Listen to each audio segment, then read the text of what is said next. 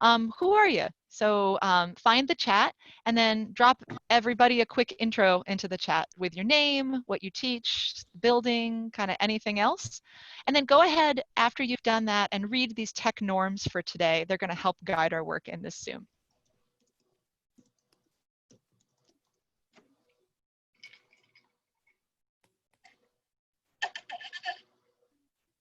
I'm going to type and say hello. Typos are welcome and encouraged.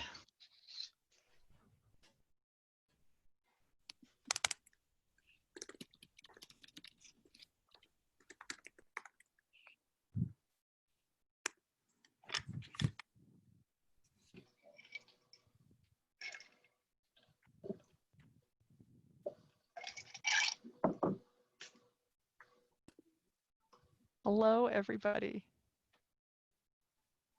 Wow, greetings. Ah, cool.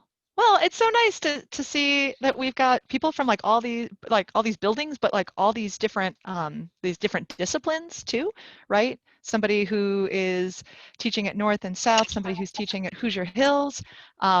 Just a really cool combination of people. That's pretty awesome. So, all right. So the norms for today, I have to fuss around on my screen for a minute. We know that life is happening. We're really grateful that you are going to spend this hour with us thinking about our life come August. But for now, when we're in the main room, please stay in the main room. The person who's presenting, which is me, I'm the person sharing my screen today. It's kind of hard to see sometimes. So one of the other people in the call will be watching the Zoom chat. If you have a question, you should ask it there. You can also talk to each other in the background, and that is totally okay and welcome. Please just try to keep it on topic, like the kids say. If you can, use your video. We know that's not possible for a lot of us, and that's okay too. We're not going to end up doing breakout rooms. And if you end up with huge tech trouble, you can text me, but you should also know that the session's going to be recorded, so you will have access to it later. All righty. Okay, Ken, introduce yourself, please. I'm Ken Howard, teacher and English department chair at Bloomington High School North. I teach English 9 and 10, core 40. I was actually a student teacher at North in 2012. I've been working in MCC since the 2013. And, you know, I'm here as a really outstanding. So, yourself. He's a member of an outstanding PLC team. You know, Ken, wait, Ken, hang on a second. There are a couple in here. The person with the username, yeah, thank you. I think there's one more person who is not yet muted. Hi, it happens. Thank you. Appreciate it. Go back a slide as well. Yeah, I have to figure out how to get myself out to be able to do that. There we go. Okay. So the things we're going to be talking about today, I just wanted to mention, if you see all these things and you go, wow, there's no way I can do this all on my own, you're probably right.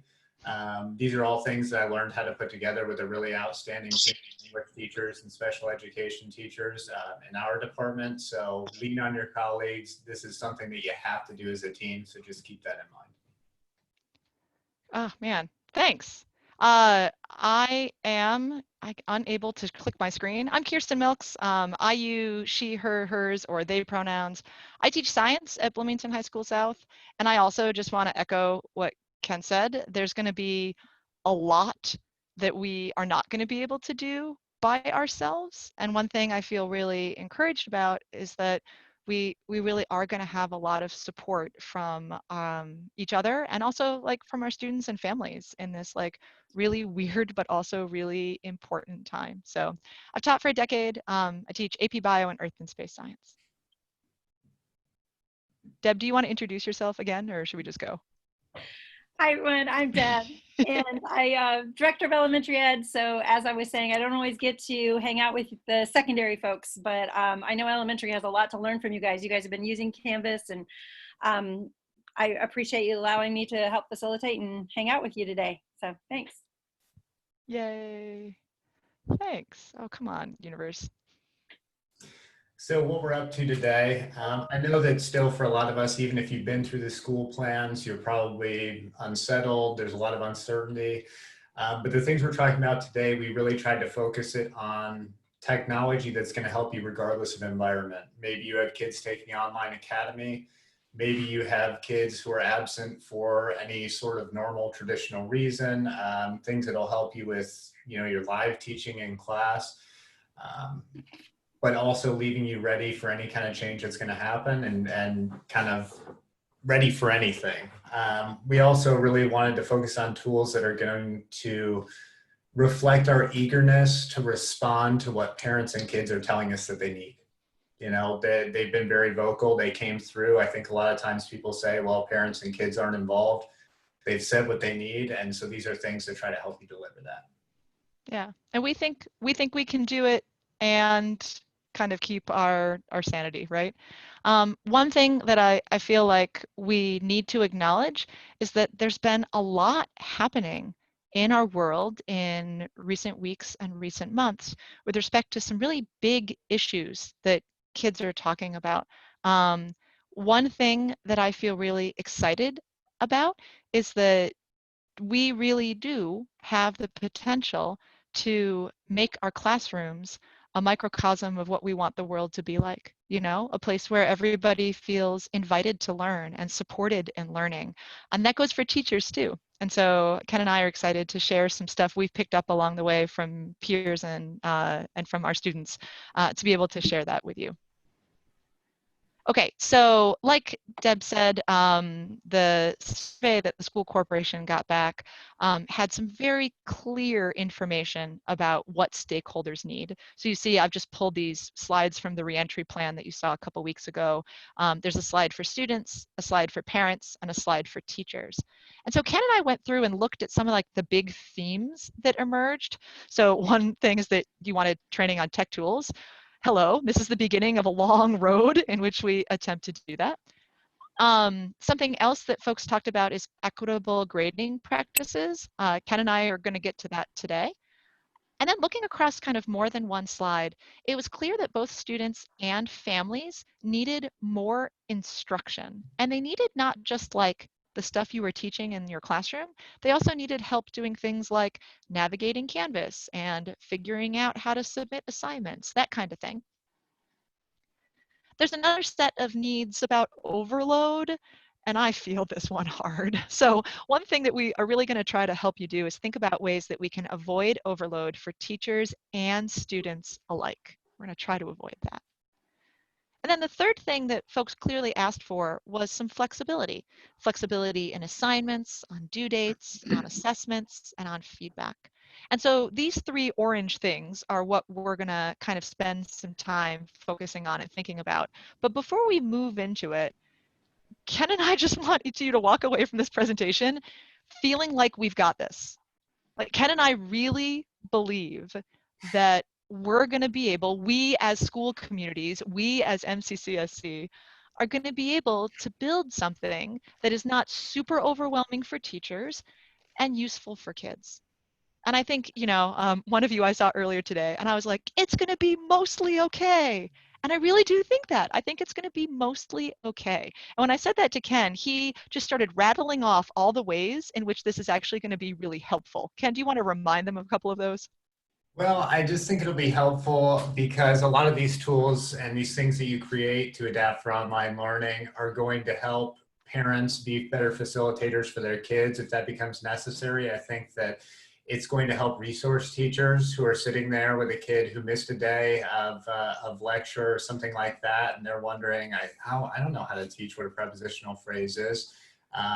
I think it's going to help those teachers who work in any kind of tutoring program that you have after school. I think it's going to help you when a kid gets placed in your tutorial or success or Panther Plus or whatever they call it at your school if you have it. And what they really need to be doing is geometry. And you're like, it's been a while for me. A lot of those materials are going to be there for you. And so I think looking at these things as an investment in everyone's ability to be efficient and effective and save time is whether or not that's completely true at the front end is a helpful mindset to enter with. Yeah. Okay. All right, so Ken's about to tell us a little bit. Ken and I are going to switch back and forth, but we're going to start with the circled one. Go ahead, Ken. So yeah, starting with the desire, and I think it's justified even when I look back at my own Canvas course from the contingency period, this desire for more instruction, content, and support. And I want to be clear that I am in no way suggesting that anyone live stream their class, tape their actual class, or anything like that. There are a lot of other ways to do it, which we're going to talk about. Yeah, in fact, just so we're clear, there's some really serious legal privacy concerns with live streaming the class that you are teaching or taping it and making available for students. So that's kind of off the table for us. And so all the tools we're talking about are actually kind of pre-recorded materials. But I think the place that people's minds go to most often when they think of, oh, more instruction, well, I just need to record all my lectures, right? And that's true, that's part of it. But that's not really what it's all about. I encourage you to really think about the things that make you unique and fantastic and effective. And that's the way that you walk students through an assignment, right? We don't just hand it out to them and walk away. We give them examples. We do some brainstorming about what a possible first sentence might be or a first step in an equation. Working through sample assignments, right? Sample papers from your past classes, pulling out old art projects and things like that to inspire kids in a particular direction, or any sort of product that students have made in the past. We do that all the time to facilitate learning. Reviewing your quiz results. If you do that and you ever look at your quiz statistics in Canvas, if you ever at the end of an assignment or a test give whole class feedback, these were the common mistakes. See if you made those mistakes. Those are all the areas of instruction that aren't pure lecture that students and families are missing when they say they want more instruction. And so those are the types of things that we were thinking about. Okay, what are some ways we can still provide those? So for increasing instructional time, kind of my focus was doing picture-in-picture presentations. I had some background before all this started in doing screen capture videos, almost always without my face in it. And when I saw that parents were asking for more authentic communication and more interpersonal connection in these things, I started looking at ways that I could include myself in the presentation for all sorts of reasons, for mannerisms, for humor, for capturing elements of personality. So some of the things we did last year were weekly module walkthrough videos. So it was like kind of the introduction, like you would do on a Monday, of here's what we're going to do this week. Here's the sequence of events. Here's why they're sequenced the way they are, right? That justification that helps kids feel like there's a greater purpose to the things that you're doing. We did video tutorials for individual assignments. We recorded the lectures on particular hard skills, whole class feedback, and really these video artifacts. And I'm not going to play any for you, but you can go and look at some of my examples that I provided after the presentation. I think they're going to be just as valuable in person as they are for the remote learners. There have been so many times where I've had classes where I'm like, man, I would just do anything to have another adult in the room so that I could teach and they could monitor. And as I got to making these videos, I thought, really, there might be certain settings, and there might be certain classes in which it would be more appropriate and effective for me to play this pre-recorded video with my time management already built in and monitor the kids and answer questions and deal with distractions as they're viewing it. I know that another frustration I've had in teaching was showing up to work with a kind of a detailed to-do list of what I was going to do during my prep period.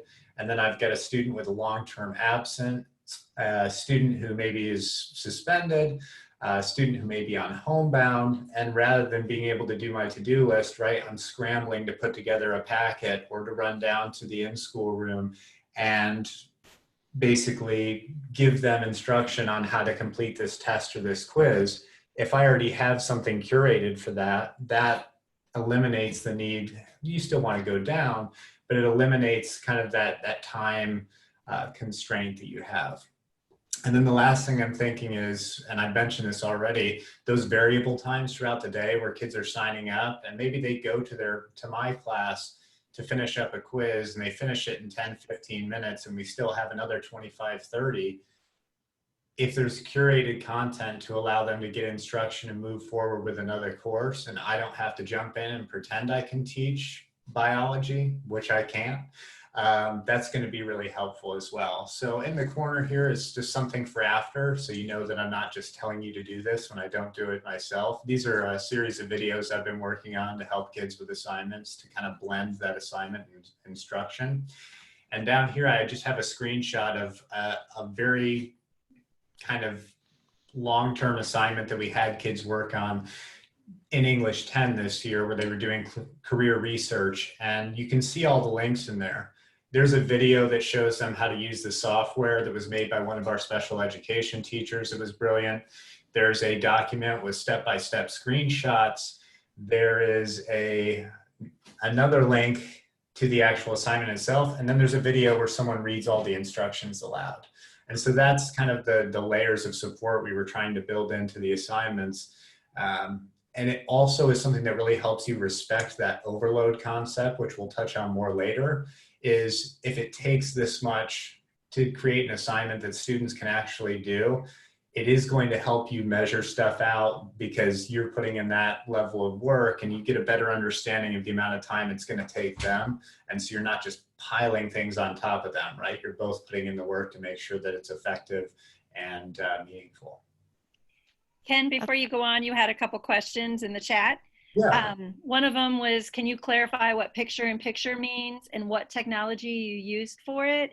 I'm actually going to talk about that in a minute, so we'll get that one. Okay, and then showing us how to make those videos and upload them into Canvas. Will that be part of this as well, or do you have another place to direct people? I will mention this. The process is documented on the back end of this presentation. There are 3 videos that I put together of kind of differing levels. 1, just the basics of recording your face. 2 is kind of, okay, how do I then integrate a presentation? And then 3 is uploading and sharing that to Canvas. And we could never hit all of those things. And there are different ways to do it probably than the way I do it, but it's with Zoom, but you're not communicating with anyone. You're just with yourself in the meeting. So it should meet all approval standards. Yeah. Thank you. So let me show you what a picture-in-picture video looks like. So, okay, before you click on the Drive link, at the time I was making these, I was making them like Ken talked about, just zooming by yourself, like dancing with myself. I did them in Google Meet, and I did that because, as you can see, I was also actively involved in childcare during the contingency learning, and it made it easier for me to just stay in one place. So the link down there is not an exemplar. It is an example of what it looks like to make one of these videos. So like my phone rings in it. This video is a mess, but I wanted to share with you an authentic example of what it looks like to make one of these videos. So in this video, I have pressed record on Zoom or record on Google Meet. You probably got the email about Microsoft Teams. My hunch is that it does the same thing, but we're going to use Zoom for today. And so you can see I'm actually in Canvas, and I'm showing kids where I want them to find the assignment. Now for last year, the place that we used all the time every day in all of my classes was the Canvas calendar. And so we kept going there to find assignments. Now what you do might be different. So this is the picture-in-picture. There's a picture of me and a picture of my screen. And this is my now 6-year-old who was with me in this particular version. And so one of the things that happened as my co-teacher Curtis Mannon and I worked through that contingency learning period is that we realized that the assignments could have screen captures of how to do the things. So here I am with Nomura. You can see her eyes are huge. She's reading a little too. We're telling people exactly what to do. So we're saying it in words, we're highlighting the text, and then there's a picture of how to navigate Google Docs, how to use the buttons to do all those things. So that's a really important thing about this, is students need to be able to watch something and pause and do it on their screen and then come back and watch you continue to do it. So that's just to make clear, that's a feature of many of the assignments that I have been making now, including one I'll share with you later. So the other thing that happened was that we actually started doing the assignment. So here Nomura is trying to figure out what that really large number is, and she's just deciding she's going to read the digits off in order because she can't figure out the places because, you know, she's 5. But we started doing the assignment on a planet of our choice. And so showing students that that's what you can do is a really helpful thing. So now I'm on the website that they're going to be using, and I'm scrolling around, and Namora is saying, oh, go to Saturn or whatever. I think she picked Saturn. And this moment is at 8:05 down there if you want to watch it later. Again, it's not like magnificently beautiful. It is grittily real. And it's still, I had caregivers and kids say to Mr. Mannon and me that these videos were super duper helpful. So another way that you can help provide that addition of instruction, both students and families said it really, our kids are feeling pretty isolated. And if we can find ways to connect students together, that's going to be really important. So here are a whole bunch of ideas about how you can do that. We're going to actually practice the one in the lower left in a little bit. That's Google Jamboard. And, you know, we're going to follow our building lead, our administrator's lead, and thinking about what it's going to look like to video conference with students who are in the online academy space. But you probably got that email from Tim that we're going to be using Microsoft Teams and that he's going to be recording and sharing some support about doing that. So, but there are lots of ways to get students interacting with each other, even if you're not seeing them every day. Okay, so that was a little bit of ideas about instruction. And again, if you're saying, I don't know how to record a video, we'll get you back at the end of the presentation because you're actually going to have an opportunity to practice with some of these supports. So next thing we're going to talk about is this overload piece, making sure that both teachers and students feel like they are not totally overwhelmed.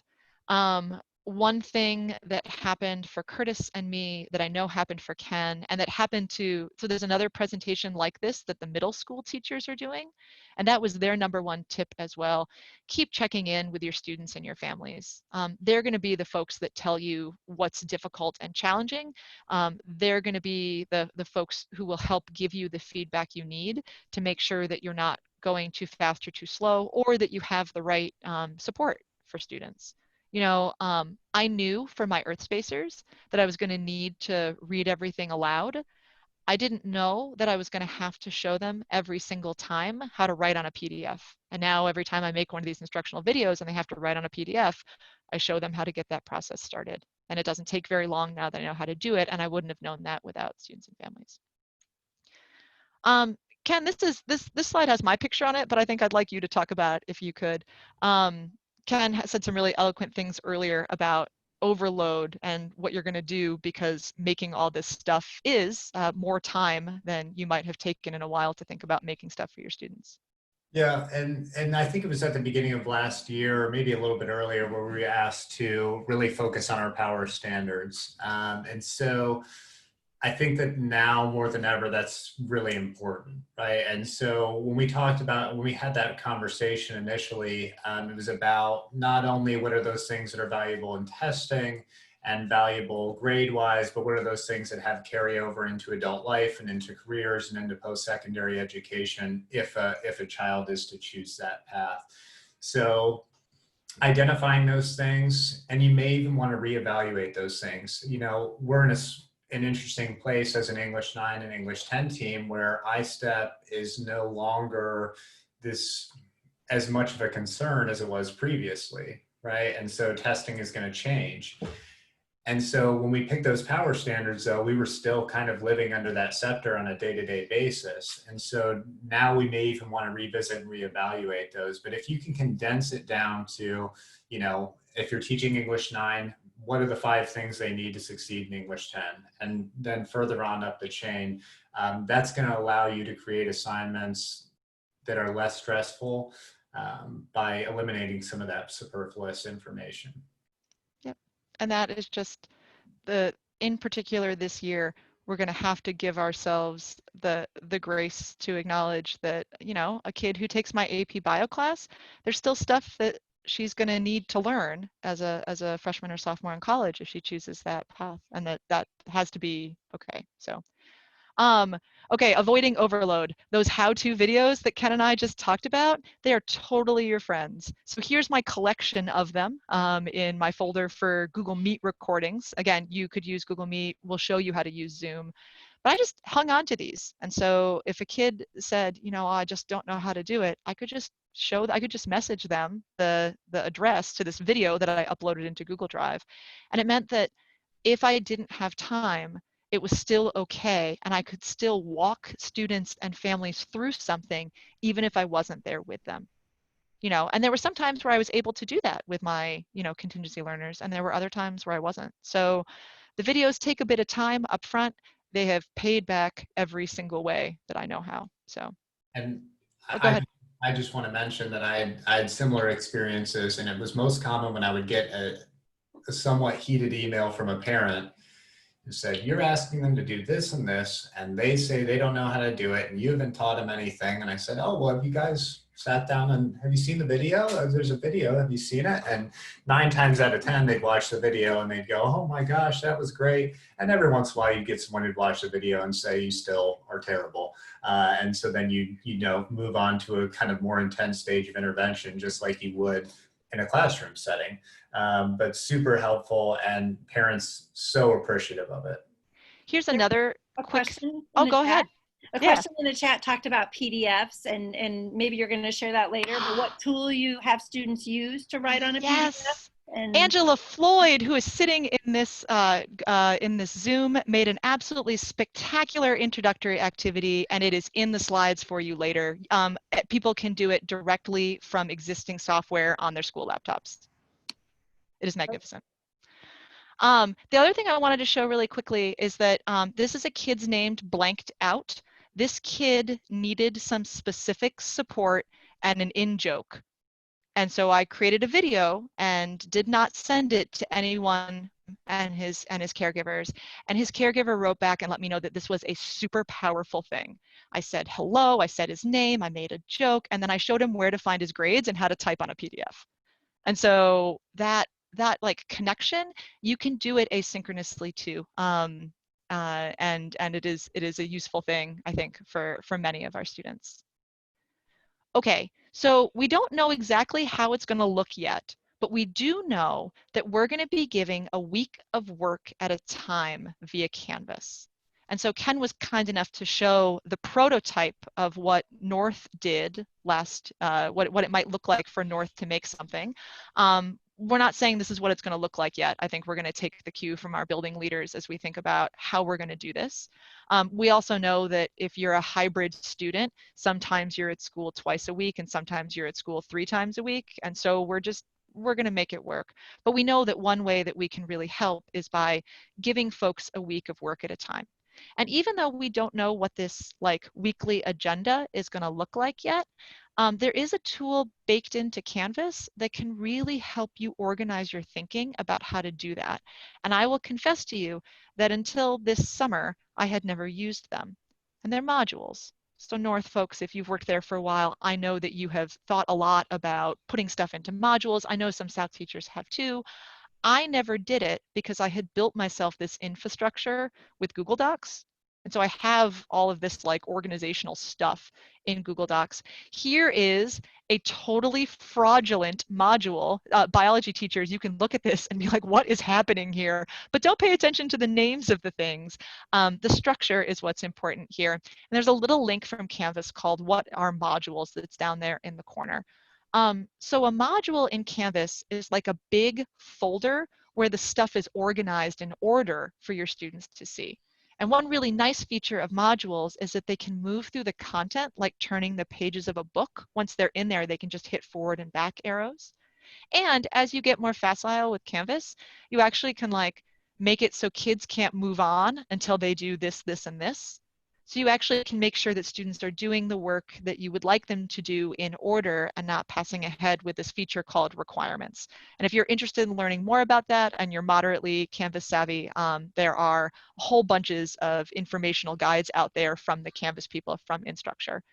So this is what they'll look like if you click on that page. You can kind of make that big file folder, which in this bad example is called Introduction to the Scientific Method.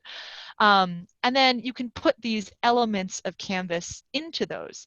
And so, you know, the modules are where things go. They're the folders or the binders for your students.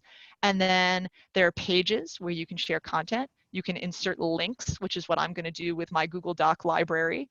And there are discussions, assignments, and quizzes to help give students some feedback. Okay, so here is another tool that I called Ken yesterday, and I was like, Ken, I figured it out. Even students who are very school focused and have had a lot of school success, if you are going to go paperless, and we actually that's kind of where we are for online students, right? If you're going to go paperless, not only do you need to show students what the assignments are, you also need to help them make their own organization on their end so that they can use their things to study from and review. So can somebody let me know, can you see this simple online binder scaffold? Thank you, Deb, appreciate it. So in this document, which is linked in the presentation, you can see that I've made something that will help students by unit figure out where their work is. So I have a link to my curriculum map. Maybe you have a study guide or a chapter guide or a student guide for your unit. And then I have my copy of the assignment and then a kid version of the assignment that they link. So the teacher would have to know what the assignments are, and they would complete this column for their whole unit. And then if it was something that a student did, that they produced a photograph of a lab notebook or a PDF or a Google Doc, they could put it here. And then as the teacher, you would let them know whether they were turning that assignment in for Canvas, or in the case of these notes in this row, they wouldn't be turning anything in. So you are welcome to take this and borrow it and use it. If you click down here where it says how to use this document, there are student-facing instructions. They have my name on it, but you too can go to File, make a copy of this document, and you can have your own copy of this document. You do that up here by going up to File, make a copy. And it tells them what to do. And it actually shows them, like we were talking about with pictures, how to link the text that says link to your work with their work. And so if you can do this, if your students can do this, it does require that you have a unit in your head ahead of time, and that might be something that is a little bit dicey right now. But eventually, you can go paperless, and your students still make a binder. They still make a collection. They still make a notebook. They make something where all the stuff they have just doesn't go to Canvas and is forgotten. And you might have some Canvas quizzes. Those don't show up in quite the same way, right? You can't link to that assignment in quite the same way. And so I left this thing here. Finally, the PDF practice. Angela is a wizard, and she made this assignment to teach students how to write on a PDF. And so this assignment is one that I assigned to students, that basically the whole school assigned to students. And we also, I have to get back here, if you scroll all the way down to here, you can see a video. Where am I? You can see a video that I made about how to write in a PDF. It is one of the first videos I made in contingency learning, so I'm going to ask that you please not share that with students. It is kind of a mess. It takes me 15 minutes of awkward smiling, 15 seconds of awkward smiling to know that the camera is on, that kind of thing. But I wanted to show you how I, in the very beginning, stepped through how to help students do the PDF practice assignment. And every single time that they have to write or draw on a PDF, because there's a graphic organizer there, there's a map there, there's a picture of a chloroplast there, anytime they have to do that, I actually open up the tools and remind them of how to use the tools. So. And Kirstin, we get a question about, do you recommend them keeping it in their Google Drives, the binder, or on their desktop? I strongly believe in the magical power of Google Drive, because then it can't be lost. And so I know that there are people out there who will have like Word docs that they'll be passing back and forth with students. For me, having everything in drive.google.com and organized like this in a way where you can find it, where kids can find it later on, they can star this, or they can have it in a folder that's called, in this sample version that I made up, AP Bio, then they've just got it, and they've got it on their phone and on their dad's desktop computer and on their school lappy-tappy. Okay. There was another question about that. Yeah. Can they download Google Drive file stream onto their laptop? Somebody know about that? That is a question for your Kevin Sparks, for Kevin Sparks, or the technology coordinator, for Sean, I think, right? Sean, do you happen to know? Are you here? Can you repeat the question? Sorry. Hi, Sean. Can they download Google Drive file stream onto their laptop? I have to do some research. They changed that last year, so they kind of changed the format of how to download Google Stream and all that. So I need to look into it. Okay. I'm So sorry. It's okay. The most common answer to the questions. Someone says you Summer can use 2020. download and sync from Google. So Okay, that's also cool. there. Thanks. Thank you, friends. Okay, so hopefully we've showed you some scaffolds that, although you as teachers are going to put some time in, are going to help you breathe a little bit and help make it so that people don't feel overloaded kind of all the time. And so the last thing we wanted to make sure we talk about is flexibility in assignments, assessment, and feedback. Ken, you there? Did we lose Ken? Oh man, we lost Ken. Oh. Okay, Ken will come back. We're going to come back to Ken's part in a little bit. It's important, so I want to make sure that he shares it with you. It made me, it like opened a door for me when he shared it with me I just last month. admitted him. He was in the waiting room. So Oh, he's back. should be back in shortly here. Oh boy, Zoom times. Yeah. So one really important parameter that I uncovered because a student whose parent is in this call was nice enough to tell me was that everything in Canvas is text. Like everything in Canvas is text, right? They like read the thing and they type something back. And so it was really helpful for me to learn that so that I could think about varying how students respond to assignments. And so there's some stuff down here that you can click on, but basically you can have students record an audio recording as they talk through something with you. You can have them sit in a Zoom by themselves, and you can have them do that same recording, and you can have them upload that video to Canvas, or you can have them create videos directly in Canvas. But if they can explain something to you in their voice, you can actually play it back 2 times fast, and they don't sound like a chipmunk. They just sound like they're talking, but faster. So a really powerful way to let students respond in a way that's not text-based, and also maybe give you a better clue that they actually know what they're talking about, which might be important. So Ken, are you back yet? I'm back. And hi, welcome back, friend. We missed you. And correct me if I'm wrong, or if you had already said this, I apologize. But the other thing is, within that discussions feature, they can use that same media upload. Yes. The discussion feature of Canvas. And so you could have kids having a discussion, responding to one another. And I think as teachers, we think, oh, you know, like an online discussion for like my grad school classes with a text question and whatever else. But the whole thing really could be with authentic verbal communication. Like YouTubers, they could be their own Canvas tubers. Yeah. Cool. So we were right here, I think, and I went looking for you and you had booted. We're going to talk a little bit about how Ken geniusly handles flexibility and due dates in Canvas.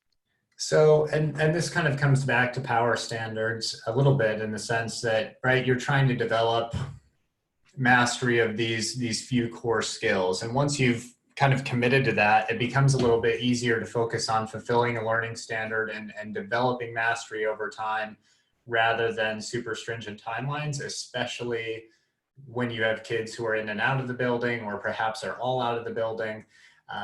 So the challenge is setting acceptable boundaries. And what is your boundary going to be? Is it going to be within a marking period? I know a lot of teachers who have success with that.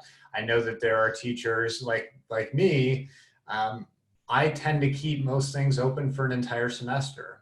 And I know when I ask teachers and we kind of have a lively discussion about how we do due dates, the idea that you're going to be drowning in late work and things comes up a lot. I mean, I haven't experienced that. I'm not some home warrior who's grading for a day or anything like that. Bless those of you who are.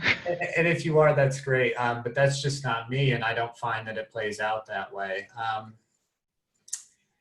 Broadcasting progress in real time, so giving kids timely feedback. You know, there are a lot of different discussions at building level on how to handle this, but if zeros are on the table, if that's something that you guys are doing, if you're giving zeros for missing work or you have some other indicator, I know some teachers use a 40%, whatever your use is, as far as denoting missing work, do it as soon as the deadline passes. Let people know. Don't give people the opportunity to be under the impression that everything is fine if it's not. So I don't know what that looks like for your school, but get that progress out there in real time. The second thing that I'll mention is old school communication. I hate to say old school, I'm sorry, but phone calls and emails are fantastic. There's so many parents who I was only able to get a hold of them through one of the many communication methods that were listed on Skyward. And so I had to try all of them to finally get a hold of somebody. But there are also ways within Canvas to message students, and this is actually from the gradebook feature, right? But message all the students who haven't submitted something. Message all the students who got a 50% on an assignment that's in a 70% grading category. Kids don't understand those grading categories. They don't know necessarily the difference of what a D means on a test versus a D on a homework assignment. Nope. And so really, really making sure that you're doing that. And then the last thing that I'll mention, at least for this slide, is feedback. If you're going to reasonably expect kids to improve their assignments and to revise assignments, they have to have feedback and direction with how to do that. When I first started, it was like making little point comments in Canvas and typing out full heartfelt paragraphs and filling up the comment box and going wild. With time, I found that wasn't the most effective, and I switched to a more rubric-based system for that. And I do have a link to a presentation that is a whole other rabbit hole on how you can standardize feedback for your courses and things like that. So that's something, that's a rabbit hole for another time or perhaps another day, but it's there if you're interested. They really need feedback to make progress. Communication being key. You can use those Canvas tools. Like I mentioned, you can use more traditional tools. And probably the most important thing is you have to provide opportunities for directed revision and makeup sessions. There are tutoring programs at different schools where kids can do that I know of, but scheduling those opportunities into class, even those students who have written you a beautiful paragraph that fulfilled all the requirements that you put in the original assignment, you can ask for increased depth, you can ask for more sophisticated quoting, and you can build opportunities for revision and improvement in for everyone. And if you do have one kid in particular who's just already perfect, better that one child suffer a little bit by going through the revision motions than all the rest of your students being denied the opportunity to improve their work. So this is another screenshot of what you can kind of do in Canvas and how you can kind of select kids en masse for communication. But flexibility has really helped us with failure rates in English 9 and 10. At the same time, test scores were going up, not down. So I have a really hard time accepting arguments that it's not worth considering being more flexible. Yeah, and I echoed to all of that, including the data on what it looks like when students are allowed a structure where they work hard and get better intentionally. It's what we want for ourselves, right? We want to be able to do something and figure out how it works and do it better next time. Like, that's engaging if it's something we care about. And it can help the students care about our work too. So talked about student responding. Oh, right. Hey, one thing that we definitely heard back from families and caregivers is that they really missed those like non-intimidating spaces students did where they could like figure stuff out together. And it's like a video game, right? Try again. Like, that's the thing. Like, in a video game context, people are like, oh, and then they start again on that level and they try something different, right? And so we have a little bit of time for this. So I think we should go ahead and try it. What do you think, Ken? Yeah, okay, let's do it. So I am going to show you a tool called Jamboard. And in a moment, we'll send you the link to it. But if you're signed in with your nccsc.net account, you have access to a digital whiteboard that many students can use all at once. So before, if you have this link, hang on a second before you start making Post-its and typing around. I wanted to show you what the tools are before you open it on your own machine. So Jamboards have multiple boards. You can have multiple whiteboards at one link. This one's called Digital Tools 2020. And we've posted 3 questions for you. One of them is, what's something you've learned today that might be useful to you or your students? We have a little bit more talking to do about that, but not much. The next one says, what's success you've had with online learning or digital tools? And the third one says, you know, what other questions do you still have about using digital tools this school year? And what's that going to look like?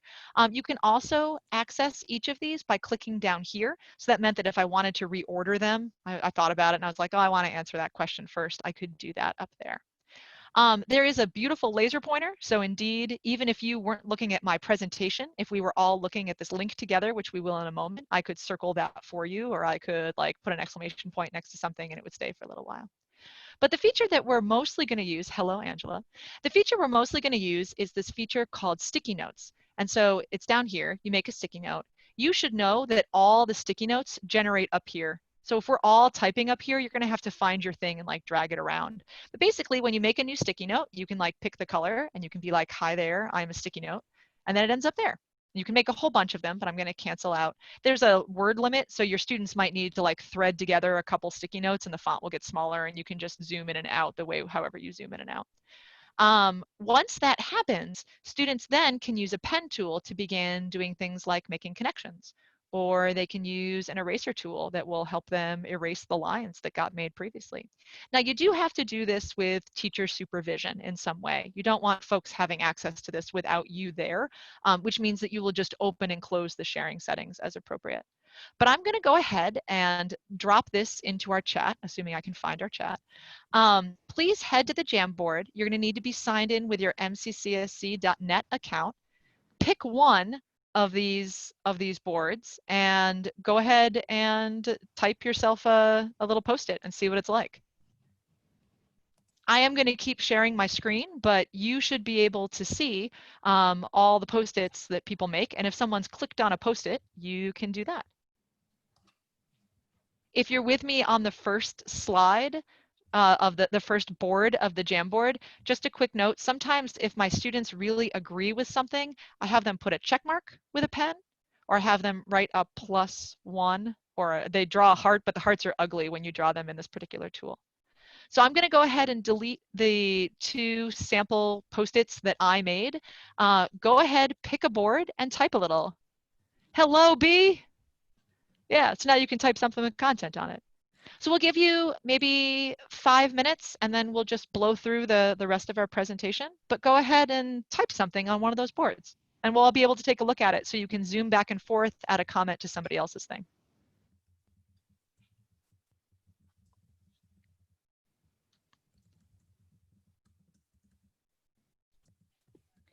I can't quite figure out how to how to get there. Okay, do you have the chat open? I was looking at the presentation like I can see everybody, but I don't know where the Zoom like part. Okay, so can you see my face as I'm talking? Yes, I can. Okay, so if you go into the tool board up at the top of the Zoom window, if you can see my like, I was going to bring some iTunes up, you should be able to click on something that says chat. It might be down at the bottom for you if you're not a presenter. But Okay. I just put the link in the chat. So if you can find the chat, it'll say from Kirstin Milkshe to everyone, and it'll say jamboard.google.com. Lori, do you see that?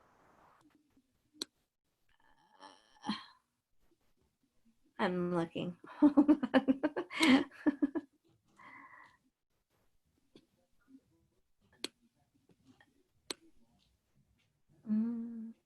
I think I just saw something that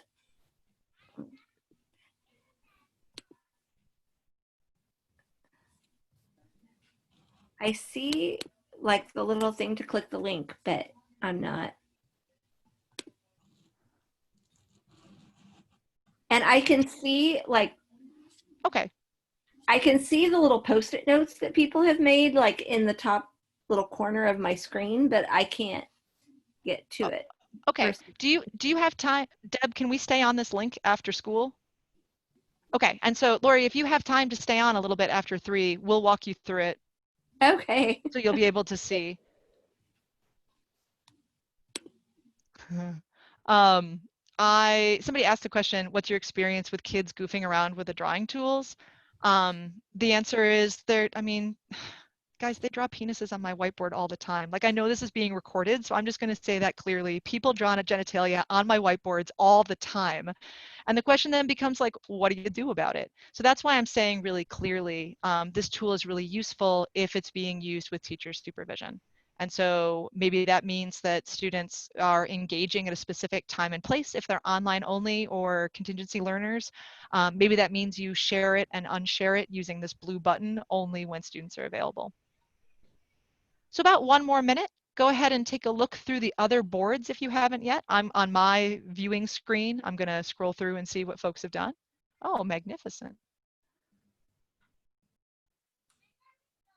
Yeah, a lot of people are talking about the gradebook message feature. That is a very useful thing to do.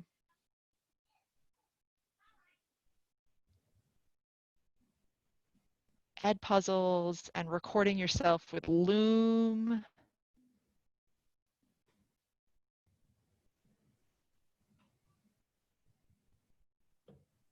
Cool.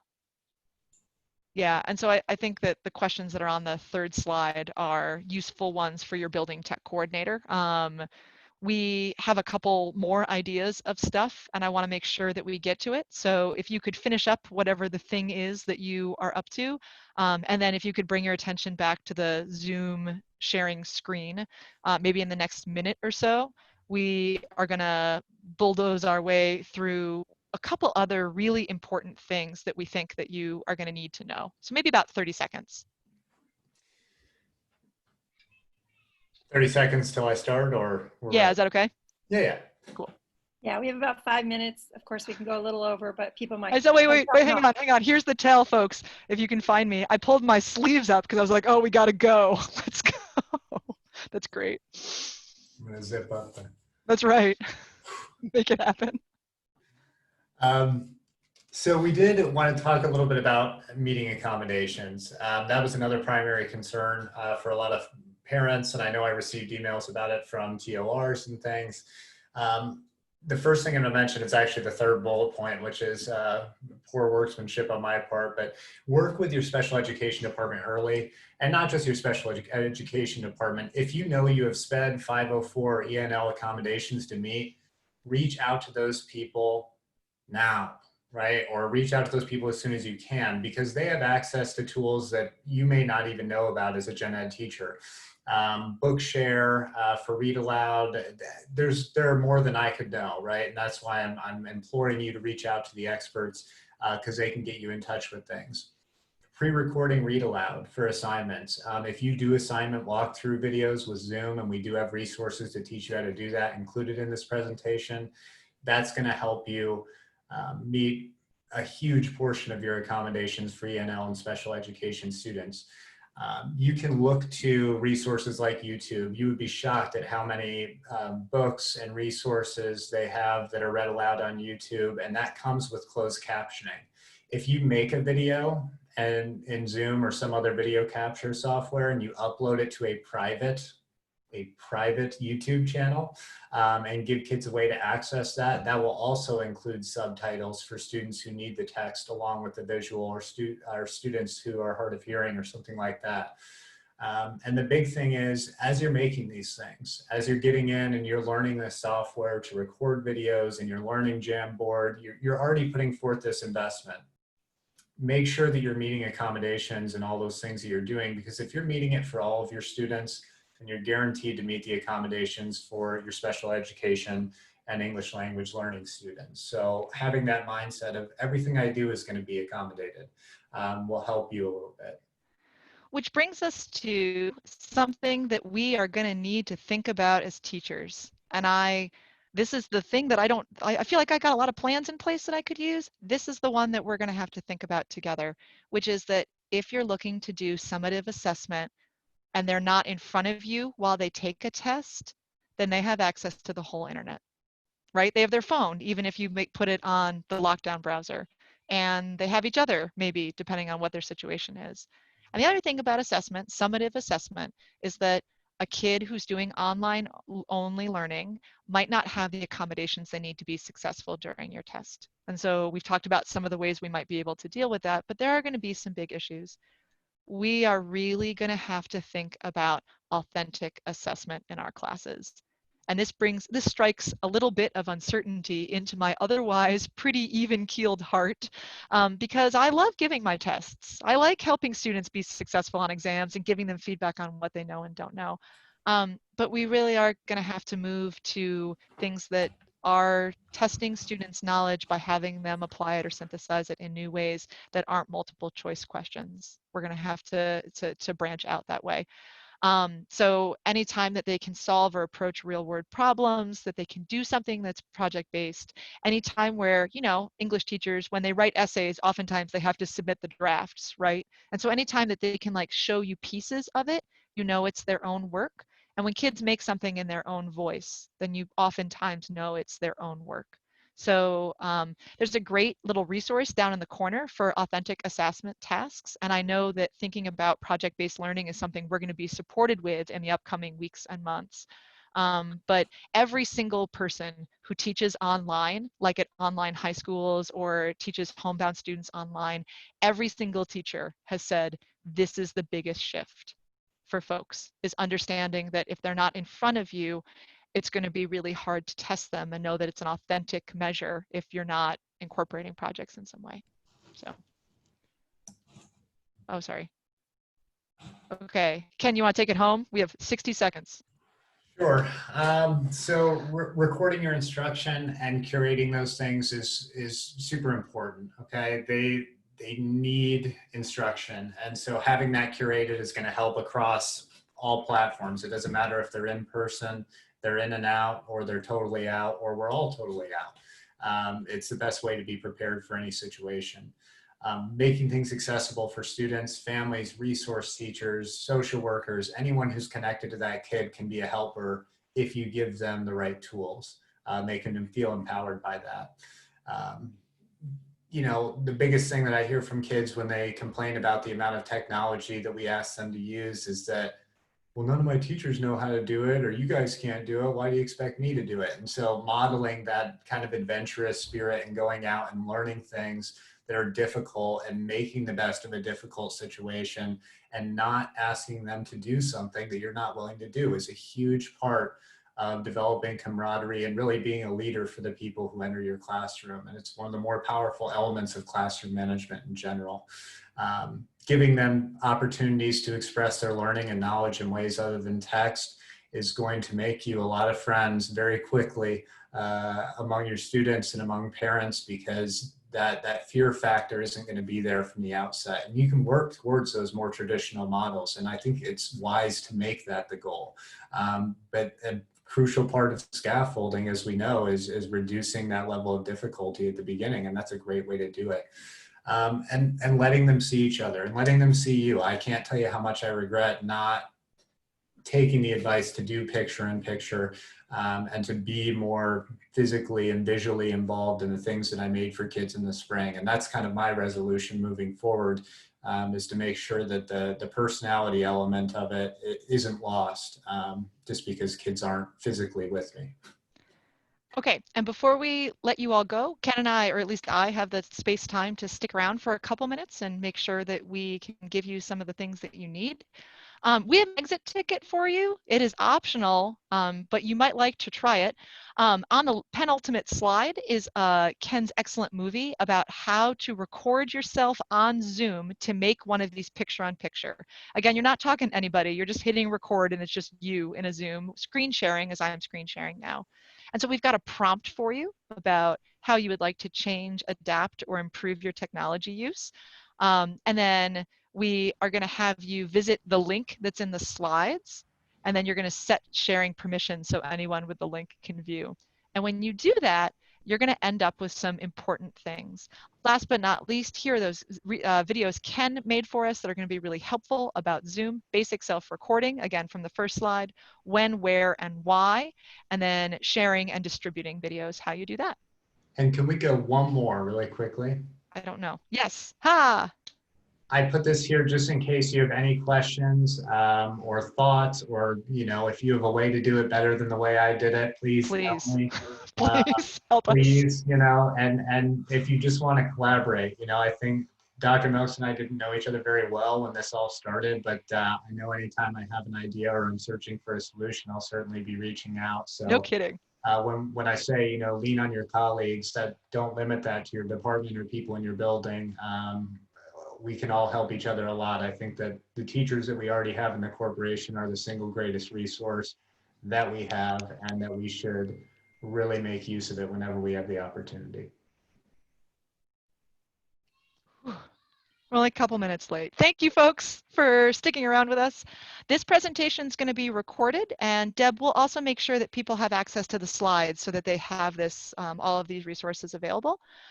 We're going to hang on for another couple minutes and take questions and comments, and we're going to help Lori make sure that she can find the links to the stuff so that she has access to that. So, hey guys, let me ask a question about using Zoom for, you know, you guys have done a lot of researching, I suppose, on what things to record with. Does, without having to go on deep dive myself, does Zoom offer most of the features that some of these other websites tend to offer? I notice a lot of people are using Zoom for recording, just like you're done right here, but just alone.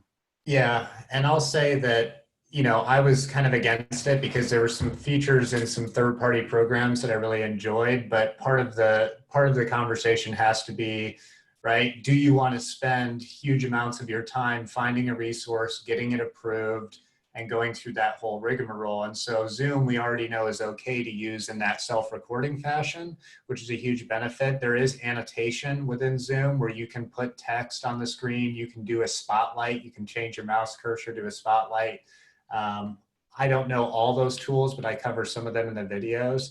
So it would have to be an earth-shattering improvement, I think, to justify going through that approval process.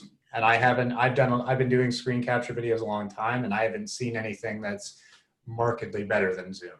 yeah. And so, Paul, the really important thing we just want to make sure we say is you can't use Zoom with children. Right.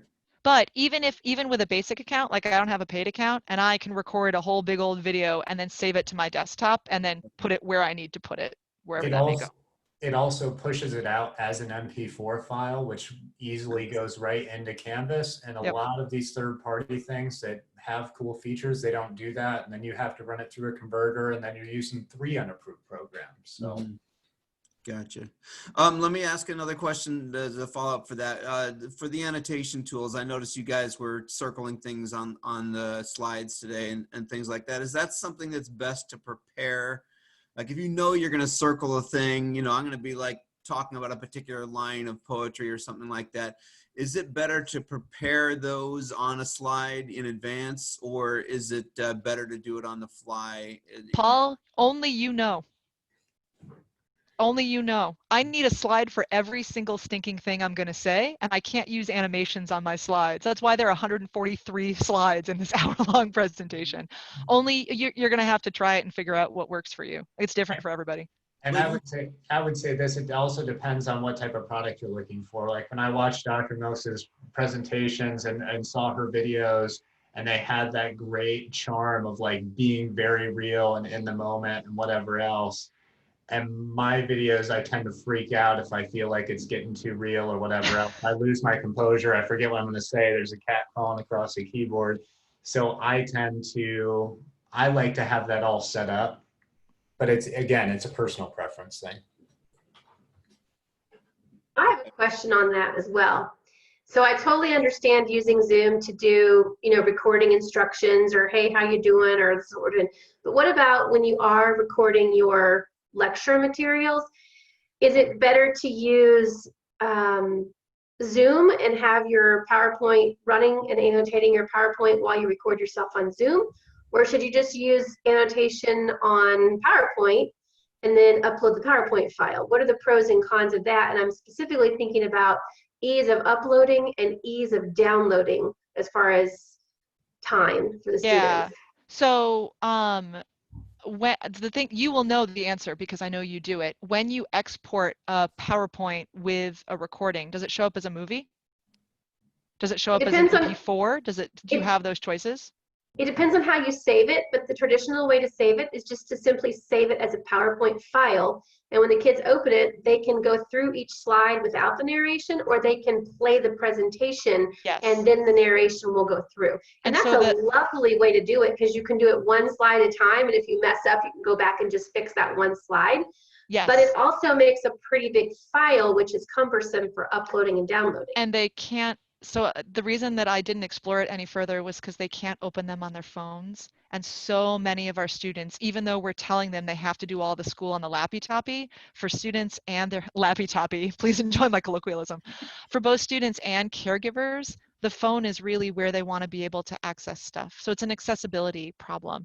But Angela, like you teach a class, guys, Angela teaches like anatomy and stuff like that. Like there are going to be extended lectures and that is a college level class. So asking students to have that capacity doesn't seem like it would be the worst thing for your lecture materials.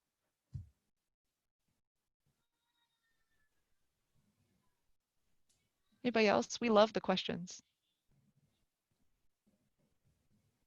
Let me ask a follow-up. Is the interaction of the picture-in-picture with the presentation? My daughter took a course this summer where the teacher took out his kids' figurines and he was illustrating a point of ethics with like this. Oh, I love it. This one is bad. He also had this screen going. I'm wondering, as you guys get experience doing this, do you find yourself like doing some things here that's a full thing that you're doing within your real world that sort of comments on what's going on elsewhere? I mean, on the presentation. So I'll start. Paul, you know how I love to give text to self and real life anecdotes as I'm preparing kids for anything. And what I did is I actually thought about, one of the artifacts that you can view later is, we were talking about, is ignorance bliss? Is that ever true? That axiom, right? That adage. Ooh. In comparison to flowers for Algernon, right? And so I talked about, I did some of the stories that I would normally do totally off the cuff, right? Just kind of coming up with things in my head. But instead, I kind of thought about it. I picked two that, I thought would resonate with kids. And so what I did is I put together a slide presentation. I told a story about my mom letting us cheat in Candyland. And how when, we found out that we weren't actually winning, we were crushed. And then what was the other story I told? It was about, how I used to drink like 3 or 4 huge Gatorades a day until I saw the picture with the 13 sugar cubes. And now I can't because I feel guilty. I still do, but I shouldn't, and I know that. And so but I actually had pictures to go with it. So I was telling the story just in the same way I would in the classroom, but it was actually better because I had these visual artifacts that are called for in a lot of accommodations and that are asked for by, parents with kids with special learning needs. So I found that I was doing the exact same thing I was, but actually probably better.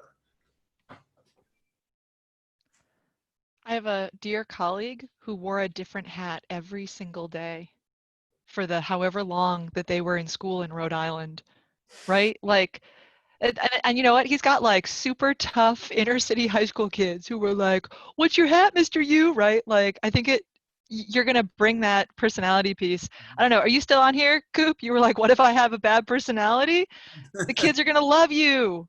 They're just gonna love you, right? Like the cool thing about being a high school teacher, and I mean this very lovingly, is that there's some part of us that still lives there, right? That's why we like to do it, right? Is that we end up, we're still with the high schoolers. There's some part of us that's still there, and they're not so old that they won't laugh at dad jokes. You know what I mean? Like, Coop's videos are hilarious. So I would love to get to see the things that happen. I'll put the YouTube channel in the chat. Shaking his head. Do it. Do it. I'm totally enthralled now. I want to teach in high school. This is great. Okay, is there anybody else other than Lori who's got like a really specific tech question? Because Lori, I haven't forgotten. We're going to make sure it happens for you. I have a Anybody modules else? question. Yeah. So I've used modules for a long time as a way to organize my units. Yes. And you were saying that when you've used modules here, that it's a click through it, like do this first, do this second, do this third. Has modules changed, or is there a feature in modules that you're accessing for Yeah, that? you have to start with a page. So you have to start with a welcome page. And then once you start in a welcome page, there are arrows at the bottom that students can then click through, and it like shows them the next page or the next link or the next assignment or whatever. So from our teacher viewpoint, the file folder viewpoint, that isn't visible.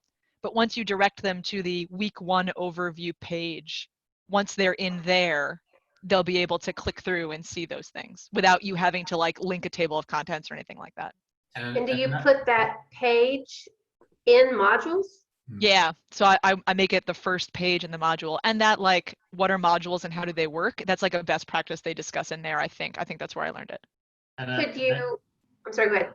I was going to say, and another neat thing, if you are training kids to use that next and treat it like pages in a book, is you can also enter kind of like bookending pages in the sense where congratulations, you just finished all the stuff for day 1.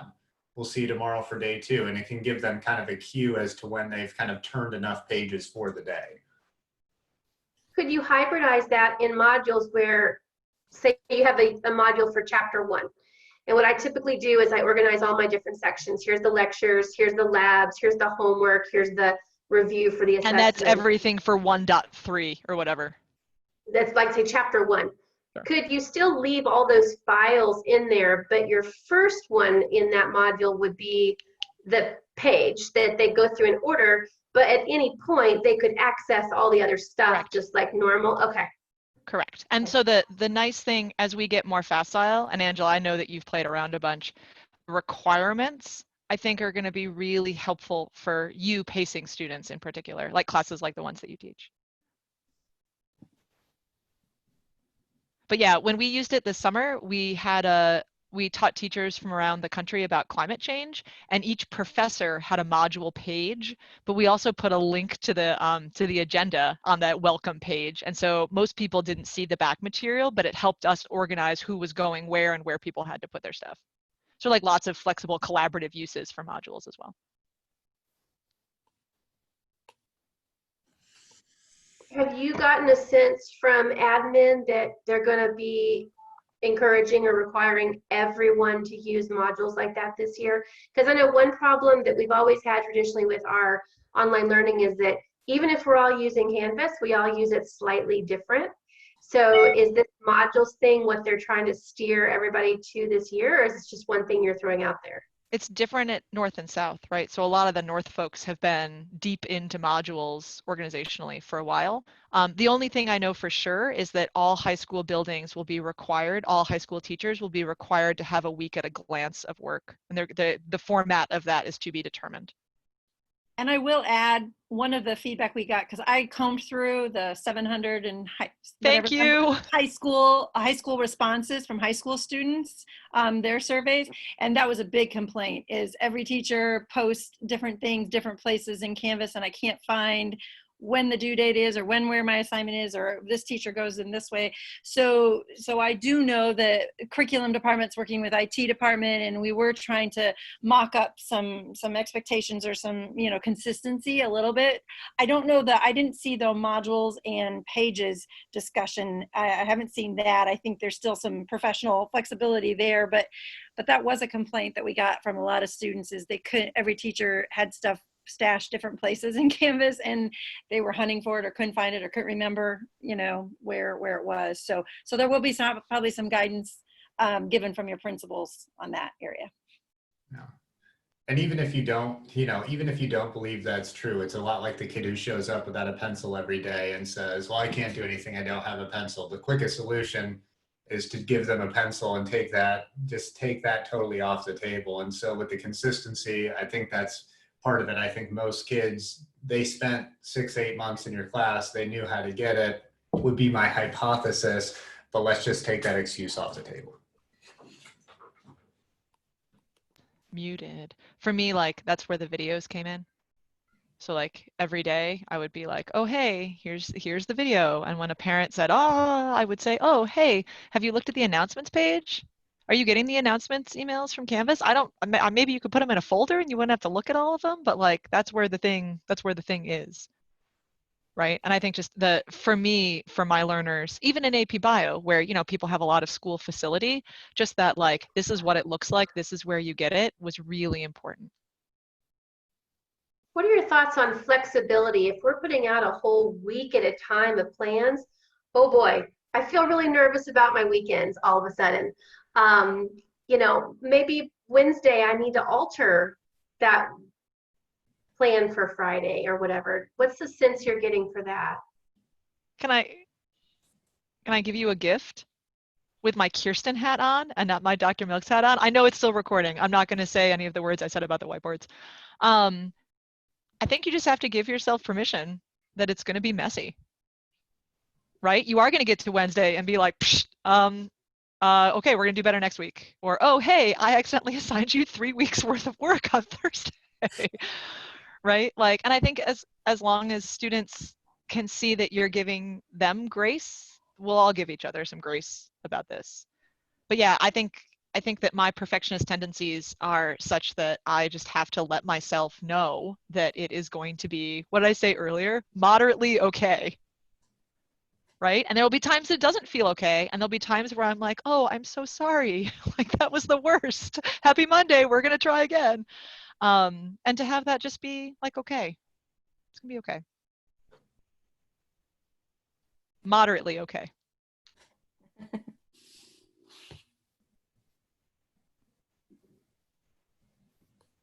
All right. If anybody else has any questions, you should feel free to send us an email. We would love to talk with you. But we are, Deb, is it okay if you stop recording now and then we can have Lori share her screen? Bye, everybody. Thank you. I think I'm